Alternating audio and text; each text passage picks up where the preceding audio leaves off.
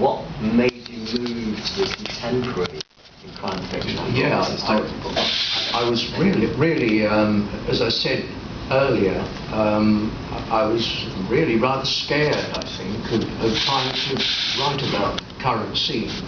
As I felt I'd concentrated on the Victorian things and the years afterward. Even, you know, the 1946 book that we just were talking about was about the latest that I'd written about. So they were all retrospective books of one kind or another, and I just thought I was sort of funking it in a way, and I like to try different things as much as I can. I like to sort of move on, do something different, but I've written a few short stories, and they were contemporary.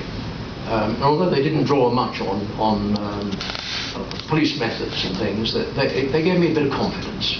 And eventually, I thought I'll try and do something featuring a modern detective. And I lived in Bath, or near Bath at that time. And I thought, well, it seems sensible to have a detective who works out of the city of Bath and give him a real workplace in Manvers Street, where the police station was at that time, and build a little team around him, because I wanted it to be a kind of police procedural thing. I was very honoured that years back, when I'd won the Silver Dagger for the book Waxwork, Ed McBain, Evan Hunter, as his real name, or as he was also known, his real name is an Italian name that I can't pronounce, but Ed McBain, of course, really pioneered the police procedural novel, and he was a great encouragement, and said to me then, you know, are you going to do anything like this? You could do something on the British side.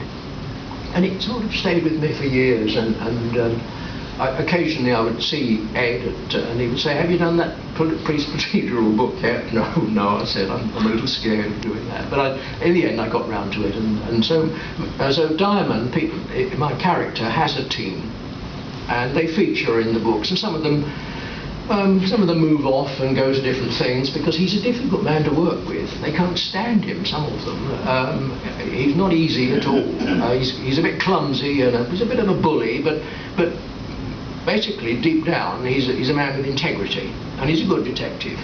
So that's why it's quite an interesting exercise, seeing how the rest of his team react to him.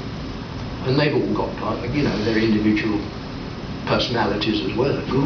And you've taken one of the characters into a mini sub-series of her own, haven't you? Yes, oh yes, yes. That's right. It's part of the freshness, I think, of Peter's approach, which he's mentioned, that you read the Diamond books, and the series has been running, what, 20 years or more now, but each one is different. It's not formulaic ever, and the latest one, it goes in all sorts of unexpected directions, as many of them do. And this is part of the fascination of Peter's work. He's never content just to do the same thing. He would also enjoy great success if he did do just the same thing, but he's always trying something fresh to this day, and it's part of the reason why he's remained a top writer for so many marvellous years. The Detection Club, which Peter's been a member for more years than he cares to remember, honoured him on his 80th birthday last year. We put together an anthology of stories. It's called Motives for Murder, and each story by a range of members of the club, friends of Peter, each story is prefaced by a personal account of that writer's experience of Peter. And it's a book which apart from anything else, shows the very, very high esteem in which he's held by his fellow writers, as well as by so many fans all over the world. Well, sorry, if I can interrupt for a moment. I had the honour and the privilege of editing a book for the Detection Club that was a tribute to H.R.F. Keating, who was the president of the club. And I see Sheila, his wife, is sitting in the audience, and it was a joy to do a similar thing when Harry reached his 80th birthday. Yes, it was. That was a terrific book. Yes, yes. Now we have time for questions to Peter, so who wants to be first with a question? It's more an observation.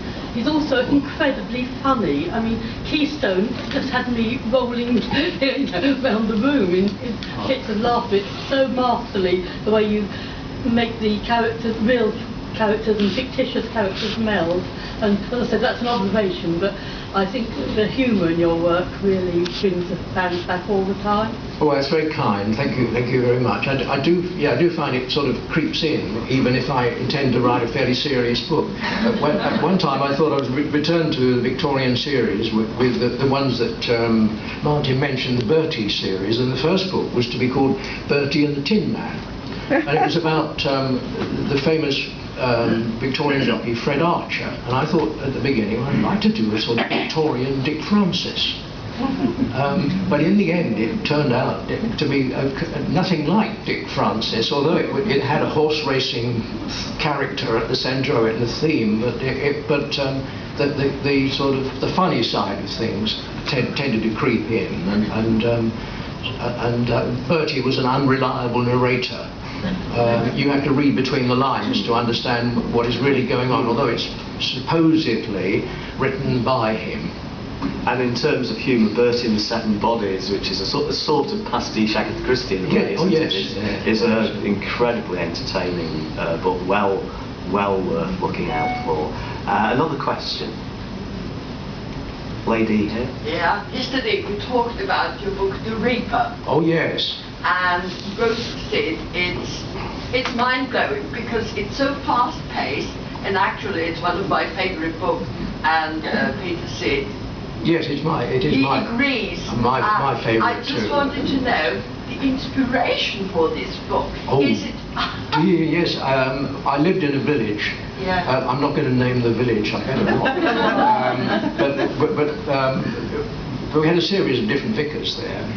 The Reaper is a wicked vicar who unfortunately is siphoning off some of the funds from the church, and the bishop discovers it and comes along to do the accounts with him, and the vicar decides the only way out is really to murder the bishop in the first chapter of the book. So he picks up a glass paperweight of St. Paul's and cracks it on the bishop's head, and so then he's got a body, and we sort of the story moves on from there.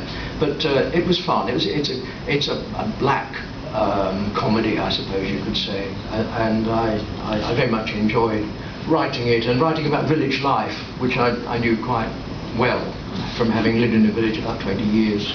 It has some Agatha Christie bits in it. I suppose, yeah. Yes. That's right. What are some of the areas that you are looking forward to writing about? What are some of the aspirations? Oh gosh, at my age I don't think I should be looking forward to it. At the moment I'm still content to write this Diamond series set in Bath, because I think there are various possibilities and things that I haven't yet done. The next book will be called Beau Death, and it's about Beau Nash and Diamond coming into investigating a story connected with Beau Nash, who was the man who, more than anything, made Bath fashionable in the early 18th century, early 19th century. So, yes. Follow up? Have you ever